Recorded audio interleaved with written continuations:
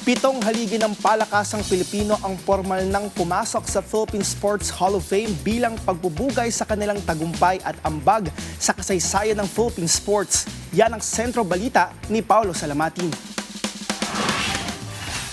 Isang makasaysayang gabi ang nasaksihan sa ginanap na ikalimang enshrinement ceremony ng Philippine Sports Hall of Fame sa PSC House sa Rizal Memorial Sports Complex sa Maynila. Pinangunahan ng Philippine Sports Commission ang pagpaparangal sa 7 natatanging personalidad na nag-iwan ng malalim na bakas sa kasaysayan ng palakasang Pilipino at nagdala ng karangalan sa bansa sa iba't ibang panahon ng kanilang mga karera. Kabilang sa mga formal na ipinasok sa Hall of Fame ang basketball legend at ang tinaguriang El Presidente ng PBA na si Ramon Fernandez, Olympic boxing silver medalist na si Mansueto Onyok Velasco at para powerlifting pioneer na si Adeline Dumapong Ancheta. Pinarangalan din sina dual sport athlete Bea Lucero Luwilier, tennis standout Cecil Mamiit at track and field legend na si Isidro Del Prado. Kasama rin sa mga pumasok sa Hall of Fame ang yumaong dual sport icon na si Eduardo Pacheco. Bilang pagkilala sa kanilang pambihirang ambag sa palakasan, tumanggap ang bawat inductee ng isang eksklusibong tropeyo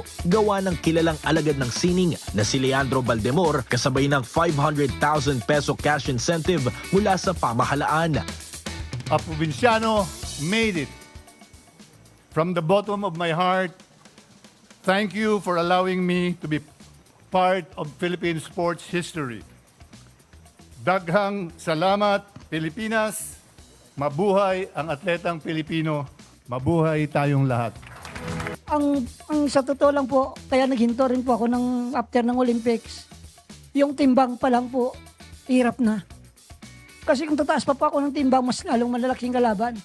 Kasi nung maliit pa nga ako, ng timbang ko, mas malaki ng kalaban, lalo pa po kung tumaas pa ako. Biro mo, naranasan ko po na mag-training na walang kain dahil po sa timbang.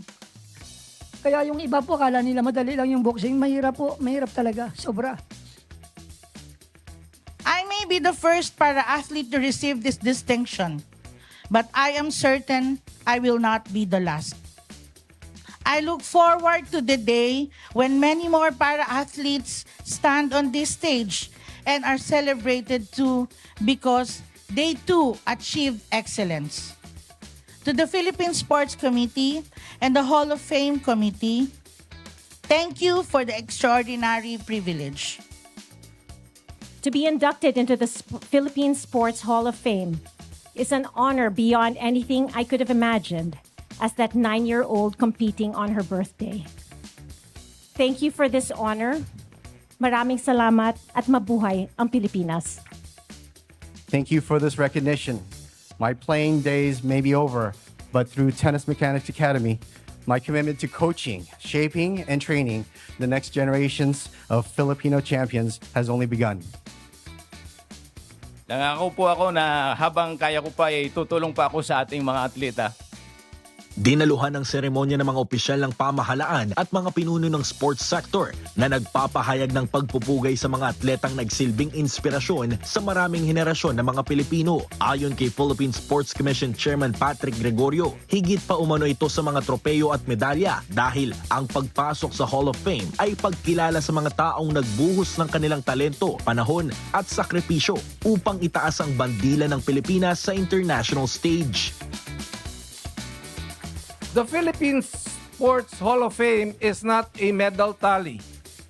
It is a living memorial to the stories, sacrifices, and aspirations that have built the pride of our nation.